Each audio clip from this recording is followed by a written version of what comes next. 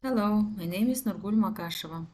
Conflict resolution in Sudan and Darfur peace agreement. Video for diplomatic tracks in conflict resolution. As a first initiative, I have chosen power sharing and governance that would facilitate negotiations to establish inclusive power sharing arrangements at the national and regional levels, addressing the political marginalization that has fueled the conflict. And the next initiative would be security sector reform, working towards developing a comprehensive security sector reform plan that includes disarmament, immobilization, reintegration, and program for rebel fighters, aiming to address armed violence and create a conducive environment for lasting peace. The next initiative would be encouraging dialogues. Encourage discussions and agreements on the equitable sharing of resources, particularly in the Darfur region, to address the competition over land, water, and other resources that has been a major driver of conflict. Support sustainable development programs to address social economic disparities and promote economic opportunities. The chosen diplomacy track is multi-track diplomacy. Multi-track diplomacy is to ensure a comprehensive and inclusive approach to resolving the conflict and recognizing the complexity and multidimensional nature of the conflict. This approach combines track 1, that goes for official negotiations, track 2, informal dialogues, and track 3, grassroots initiatives, to leverage the strengths of each track and promote a more holistic and effective conflict resolution process. The element of the conflict that should be addressed is armed violence. This issue of armed violence would be addressed through security sector reform initiatives, including disarmament, immobilization, reintegration programs for rebel fighters.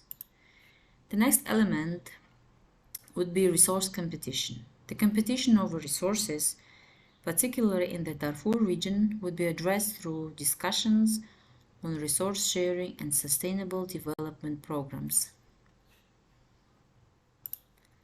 The actors that should be included, first of all, of course, Sudanese government.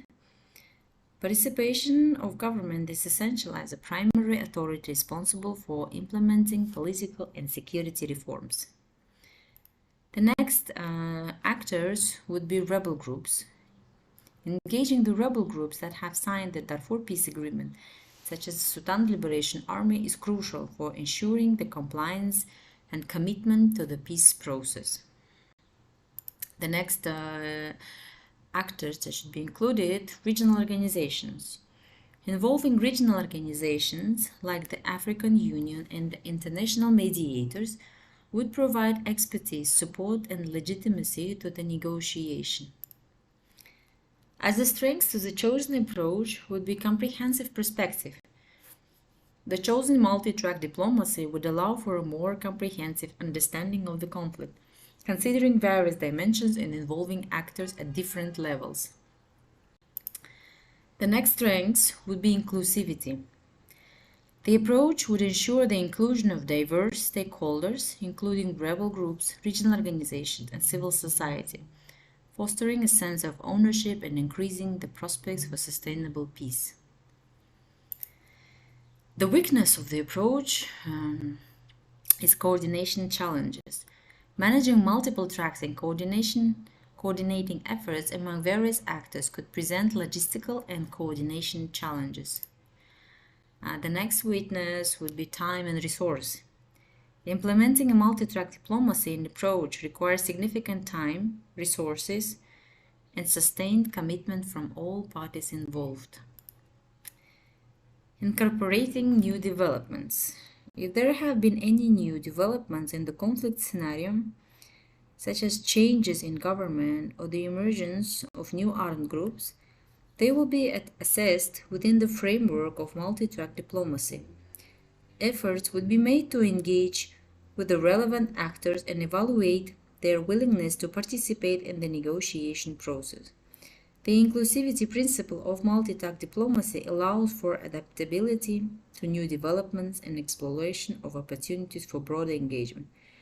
However, any actors or groups that continue to engage in human rights violations or show unwillingness to pursue peaceful solutions may still be excluded from the negotiation process. Thank you.